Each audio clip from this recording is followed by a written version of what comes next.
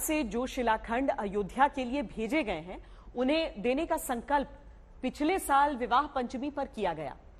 तब अयोध्या से राम बारात जनकपुर धाम पहुंची थी, तो उत्सव के बाद 2 देवशिलाएं देने का संकल्प लिया गया था। इसके बाद से ही नेपाल में मुक्तिनाथ से पोखरा तक 80 दिन तक इन देवशिलाओं की खोज हुई।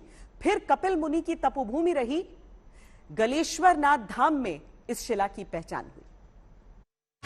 जो राम को लाए हैं हम उनको लाएंगे, जो राम को लाए हैं हम उनको लाएंगे। दुनिया में फिर से हम भगवा लहराएंगे, यूपी में फिर से हम भगवा लहराएंगे, यूपी में फिर से हम भगवा लहराएंगे। नेपाल से भारत तक श्री राम के नाम का जय घोष हो रहा है। भक्तों के दिलों में श्री राम की आस्था ऐसी कि शिला मात्र में भी उन्हें प्रभु के दर्शन होते हैं, क्योंकि अपने आकार, रंग, रूप और चिन्ह के आधार पर शालिग्राम कई तरह के होते हैं, जिनका अलग अलग रूप से पूजन का विधान है। पुराणों में 33 तरह के शालिग्राम भगवान का उल्लेख है, जिनमें से 24 प्रकार के शालिग्राम का संबंध भगवान विष्णु के 24 अवतारों से माना जाता है। अगर शालिग्राम का आकार गोल है तो उसे भगवान का गोपाल रूप माना जाता है।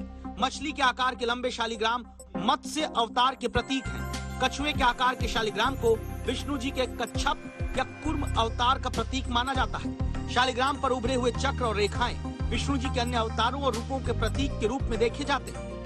विष्णु जी के गदाधर रूप में एक चक्र का चिन्ह होता है। लेकिन आप ये सोच रहे होंगे कि शालिग्राम भगवान विष्णु के अवतार कैसे, और शालिग्राम के रहस्य से जुड़ी वो कौन सी कहानी है जिसमें श्राप की वजह से पत्थर बन गए थे भगवान विष्णु। माना जाता है कि इस कहानी का नेपाल से करीबी रिश्ता है, जिसने इन शिलाओं को भेजने की इच्छा 7 महीने पहले ही भारत से जता दी थी। दरअसल मिथिला में बेटियों की शादी के बाद भी बेटी के घर में होने वाले शुभ कार्य और पर्व त्योहार में उपहार देने की परंपरा है, जिसे निभाते हुए नेपाल ने अयोध्या में बनने वाले राम मंदिर में नेपाल के अंश की मौजूदगी इन शिलाओं के रूप में दर्ज करवाने की योजना बनाई। लेकिन जो भगवान विष्णु सबसे शक्तिशाली हैं, वो शालिग्राम के रूप में पत्थर कैसे हुए, जिनका तुलसी से विवाह करवाकर हिंदू धर्म में शादी और शुभ काम का आगाज होता है।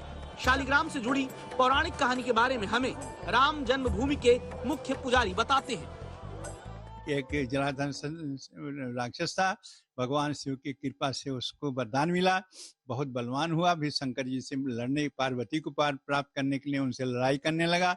लड़ाई करने में भगवान उसकी पत्नी जो थी वो बहुत सत्यवती थी, तो इसीलिए जो भगवान राम ने, विष्णु ने सोचा कि तो जीतेंगे नहीं, तो जा करके उसके सतीत्व को नष्ट कर दिए। जब सतीत्व नष्ट हुआ तो मारा गया।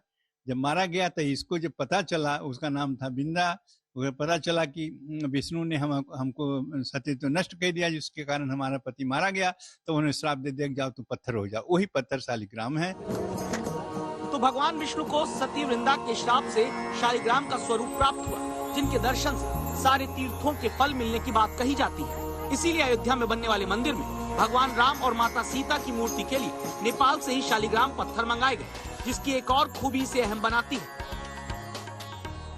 इसी पत्थर का रामलला का बालक रूप की मूर्ति बनेगी, और वर्तमान समय में जो रामलला का भव्य मंदिर बन रहा है उसी में उसकी स्थापित होगा। वो प्रतिमा अपने आप में स्वयं में प्रतिष्ठित है, स्वयं में वो पूजनीय है, और वहां से ले आके पूजा करिए, हमें प्राण प्रतिष्ठा करने की जरूरत नहीं पड़ती। ऐसे पत्थर का जो बालक रूप में भगवान राम का भव्य दिव्य रूप बनेगा, वो अत्यंत प्रभावशाली और आकर्षक और दर्शनीय होगा, जो भगवान रामलला के भव्य मंदिर में विराजमान होगा। बताया जाता है कि यह शिला 6 करोड़ वर्ष पुरानी है और इसकी आयु अभी भी 1 लाख वर्ष तक रहने की कही गई। इस तरह का पत्थर भी काफी सोच समझ कर चुना गया, ताकि अयोध्या में बनने वाले मंदिर में जो मूर्ति स्थापित हो वो ज्यादा से ज्यादा वर्षों तक रहे, क्योंकि उसका महत्व सबसे ज्यादा है।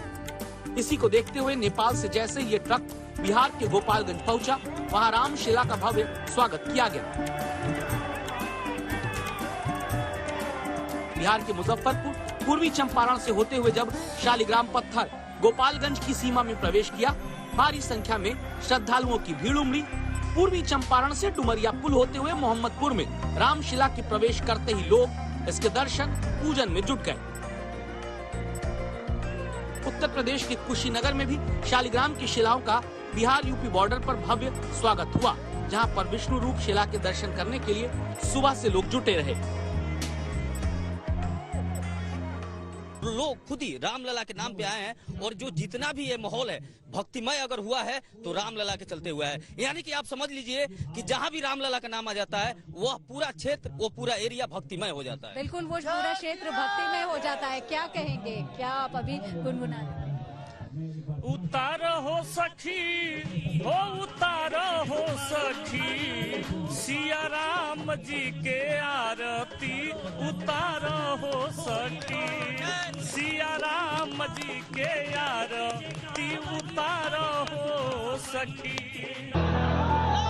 जिस तरह से शालिग्राम की शिलाओं के स्वागत के लिए लोगों में नेपाल से भारत तक उत्साह दिखा, वो देखने लायक है। श्री राम का ये जय घोष बताता है कि इन शिला मात्र के दर्शन करके लोग खुद को धन्य मान रहे हैं। आज तक ब्यूरो।